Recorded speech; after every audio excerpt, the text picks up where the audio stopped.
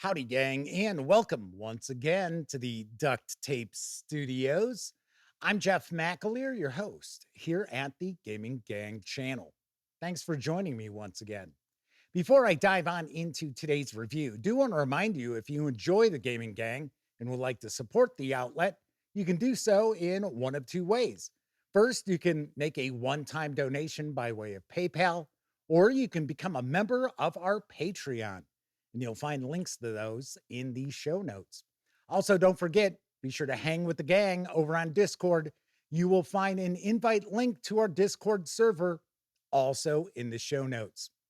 All right, moving right along. Today, I am going to be reviewing Carcass Crawler Issue 5 from Necrotic Gnome and Exalted Funeral. This 32-page old-school essentials focused zine with PDF carries an MSRP of $15. If you want to grab just the PDF alone, you can do so over at DriveThruRPG for $7.50. Having said all that, let's swing on over to the other camera because here I've got issue 5 of Carcass Crawler. A few things to mention before we get stuck in. First of all, my friends over at Exalted Funeral were kind enough to provide me with this review copy. But neither I nor anyone else affiliated with the Gaming Gang has received any other sort of compensation for me to share this review with you. It's important you know that.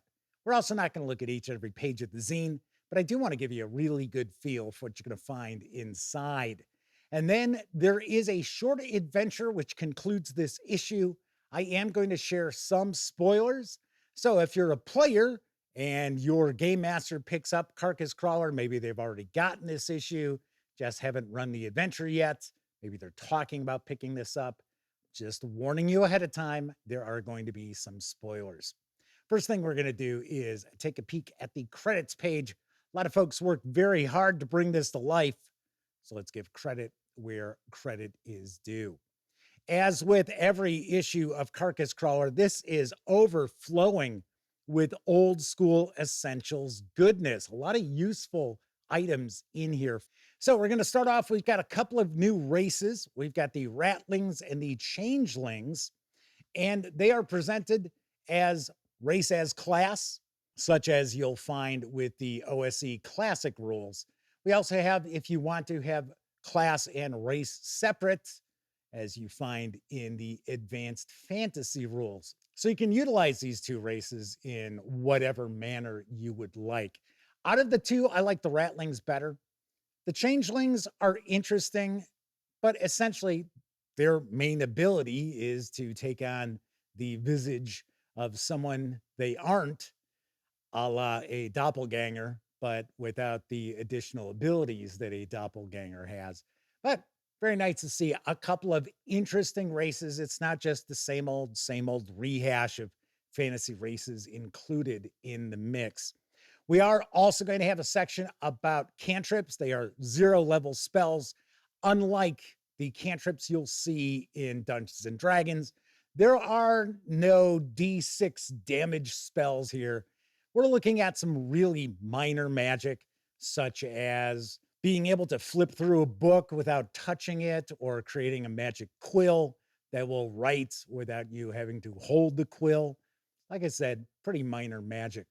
We have a section about 0-level characters and utilizing 0-level characters in funnel adventures, such are extremely popular with Dungeon Crawl Classics.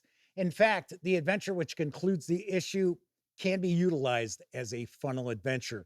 One nice aspect of the 0-level characters, we do get some background tables, which I would certainly utilize for first-level characters. Kind of give you an idea of maybe what they did before they became adventurers. We have a couple of articles about special materials and magic weapons. So we'll have special materials. It's getting into detail about creating items such as armor and weapons from more unusual materials, such as bone and silver. With the magic swords article, some really interesting quirks to roll on. Once again, it's another table that you can roll upon to give you some really cool, once again, very minor abilities that you can give to magical weapons. So it's not just your book standard +1, +2.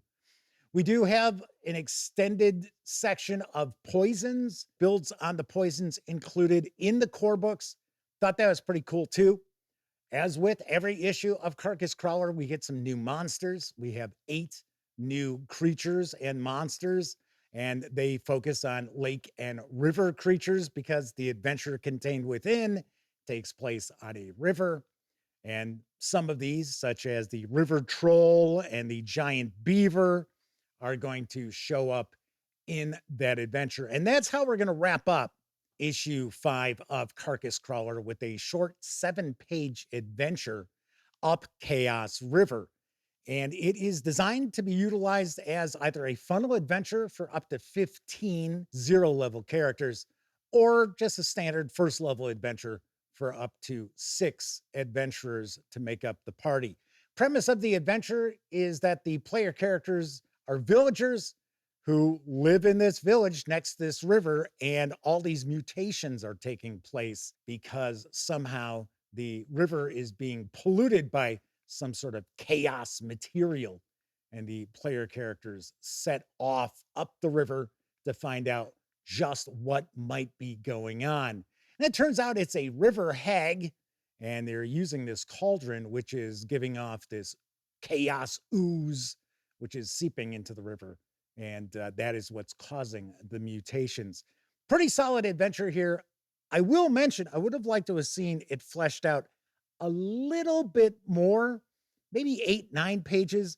But all in all, this is a really solid, no nonsense adventure presented in our traditional old school essentials style.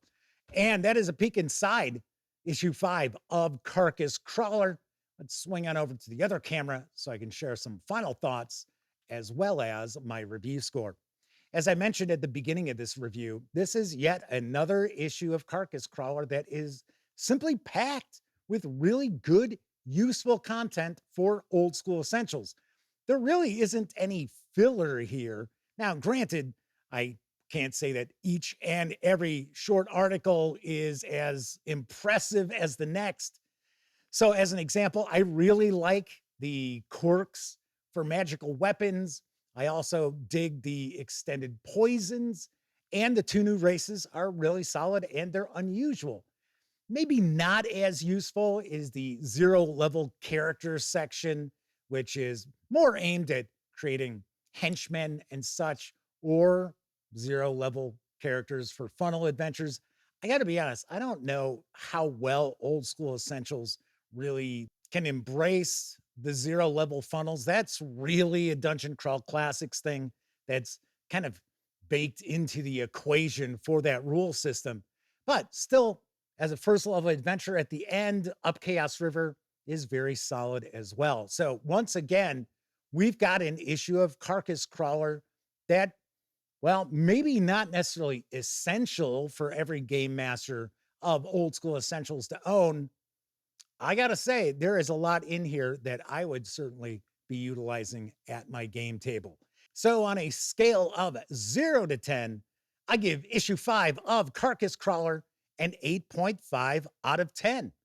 There is plenty here to make this a very, very solid recommendation. All right, that is it for this time out. If you liked the video, by all means, please give it a quick thumbs up. Subscribe to the Gaming Gang channel if you haven't already, and if you do subscribe, don't forget, ring that bell. It'll not only let you know when I share videos such as this review, it'll also inform you when my live stream, the Gaming Gang Dispatch, airs Tuesday, Wednesday, and Thursday evenings right here on YouTube at 7 p.m. Central. Of course, when you're not watching videos on the Gaming Gang channel, be sure to visit thegaminggang.com for our latest in tabletop gaming news, reviews, and a whole lot more, which you are not going to find on YouTube. You know the drill. Get your geek on at thegaminggang.com. Once again, I'm Jeff McAleer. Thank you very much for watching. And until I see you next time, I certainly hope all of you get to enjoy plenty of great gaming with your gang.